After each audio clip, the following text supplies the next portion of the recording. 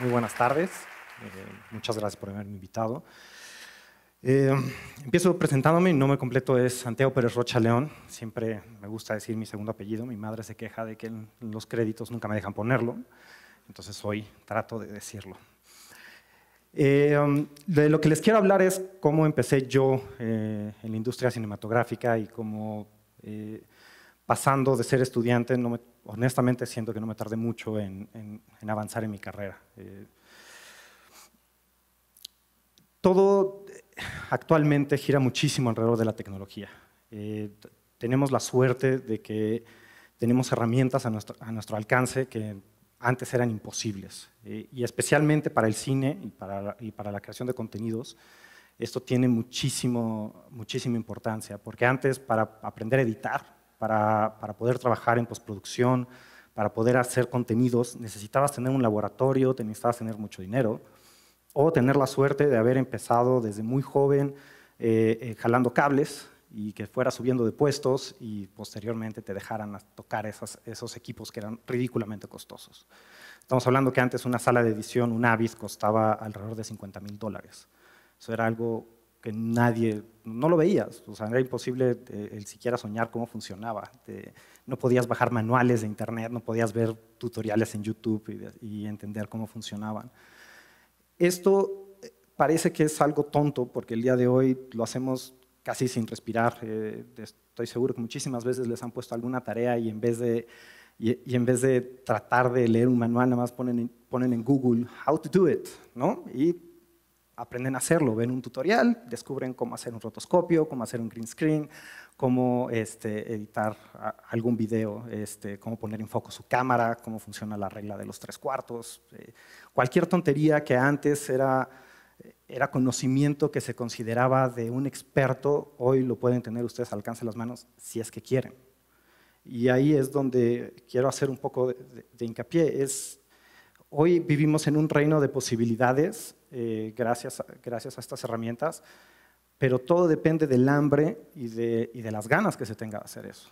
Entonces, entrar a un mundo como el de cine, especialmente en mi área, edición y postproducción, depende muchísimo del hambre que se tenga, depende muchísimo de las aspiraciones y de verdaderamente querer hacer algo más que solamente reproducir lo que otros ya hicieron antes y que solamente aprender a apretar botones.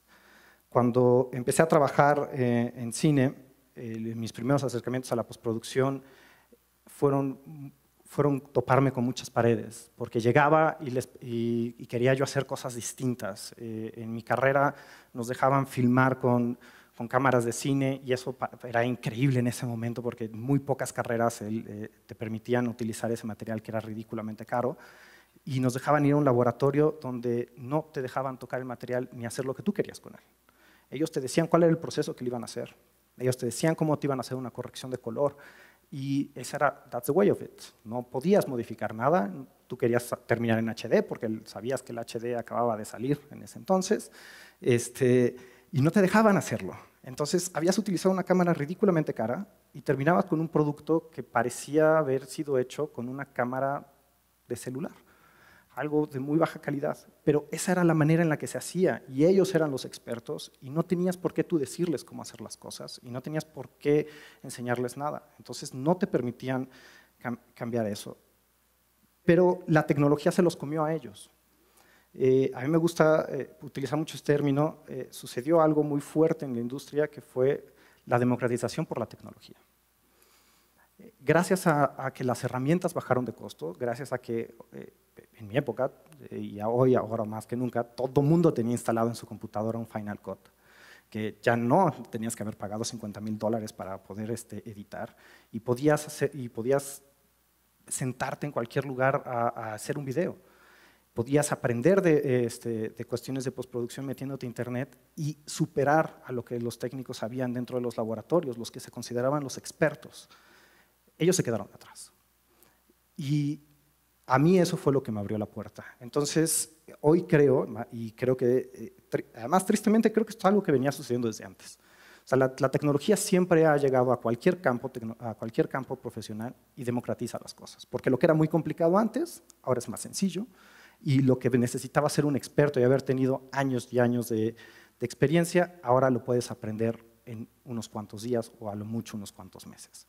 No necesitas tanta experiencia. Y eso se lo debemos muchísimo, especialmente a los genios y a los ingenieros que han creado esas herramientas y las han simplificado para nosotros. Entonces, justamente cuando estaba yo trabajando en la primera película que me tocó trabajar, yo era asistente del director Jorge Fons en El atentado. Era una película que se había hecho todavía en 35 milímetros. 35 milímetros era rollo de acetato, todavía no. Las cámaras digitales eran algo muy lejano, que no se consideraban de suficiente calidad para hacer cine, entonces todavía en ese momento nadie quería hacer una película digital, y si la hacían en digital, se consideraba como una película menor, de poca lana, o del estilo Dogma, que son películas con un estilo muy grunge. Y cuando estaba trabajando en esa película, tuve la oportunidad de sentarme atrás del editor, viendo cómo hacía su trabajo en esta máquina ridículamente cara, en este proceso que para mí en ese entonces ya parecía un poco arcaico y que yo no entendía el por qué lo estaban haciendo de esa manera. Y yo tenía la suerte de tener dos herramientas de conocimiento que ellos no tenían. Uno era mi entendimiento de computadoras, y dos, mi entendimiento de otros programas de edición, que no era el de $50,000 que ellos estaban utilizando. Y cuando se toparon con un pequeño problema que ese sistema les estaba dando, yo tomé la decisión de meterme al sistema sin preguntarles, rompiendo un poco las reglas, y a repararlo. Y cuando lo reparé, tuve la suerte de bueno, no lo quiero llamar suerte, tuve la oportunidad de repararlo, y eso me abrió las puertas a todo lo que fueron mis siguientes trabajos. Se volvió una pequeña bola de nieve. Lo que les quiero decir aquí es que lo más importante de tener en sus herramientas, o sea, lo más importante de tener con ustedes, es todo el conocimiento posible. Es atreverse a aprender a usar todas las herramientas, atreverse a salirse de su espacio de confort. No solamente decir, estoy estudiando comunicación, lo único que me interesa es leer sobre comunicación. No, lee sobre otras cosas, atrévete a aprender otras herramientas, cosas que se salgan un poco de tu ámbito. Nunca sabes en qué momento van a caer en su lugar y generen una nueva idea y te generen una oportunidad.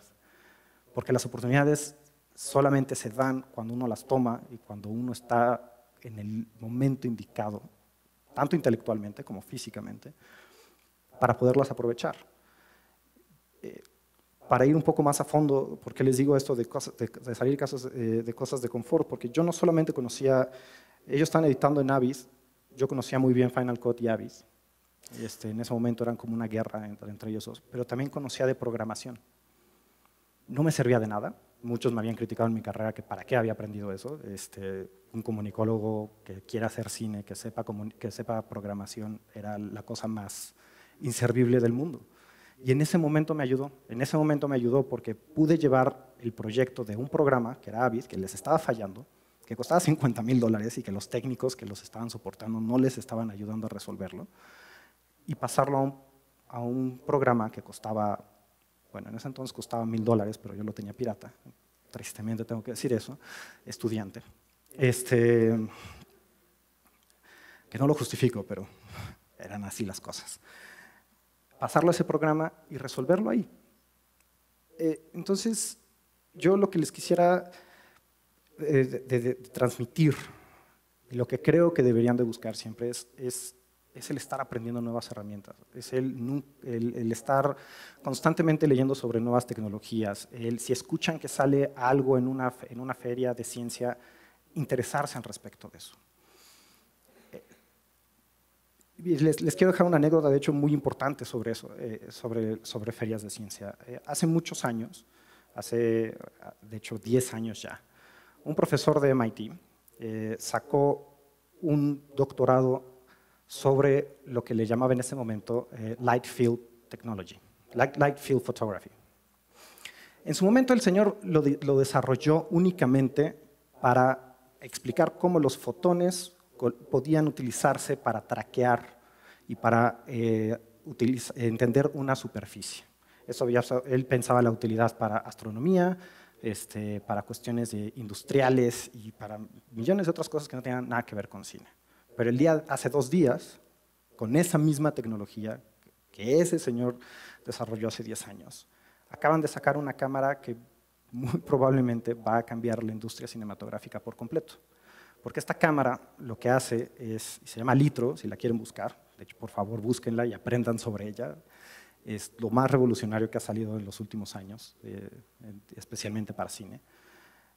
Esta cámara permite que todo lo que se graba está separado por capas, graba hologramas, no graba una imagen fija.